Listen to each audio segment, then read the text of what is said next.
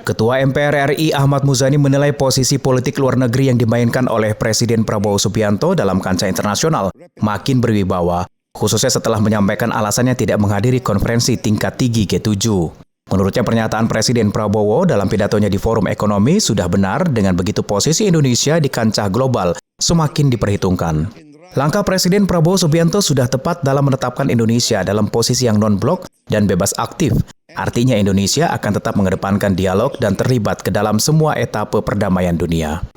Kita semua menyaksikan tentang bagaimana komitmen Indonesia sejak awal. Saya kira posisi dan keputusan Indonesia di bawah pemerintah Presiden Prabowo dalam kerutan perang antara Israel dan Iran ini dari kacamata posisi politik luar negeri kita sudah pas dan sudah benar, yakni menempatkan diri sebagai negara yang non-blok dan bebas aktif.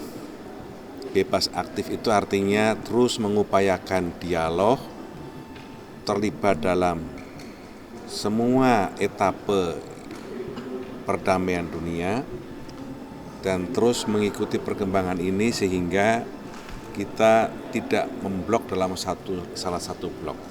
Karena itu apa yang sudah dilakukan oleh Presiden Prabowo seperti yang dipidatokan dalam pidatonya di Forum Ekonomi tersebut, pandangan kami adalah posisi yang sudah benar, sesuai dengan semangat politik luar negeri bebas aktif, politik luar negeri yang dalam bahasa beliau, satu kawan terlalu sedikit, 1000 musuh terlalu banyak. Dalam bahasa sederhananya seperti itu.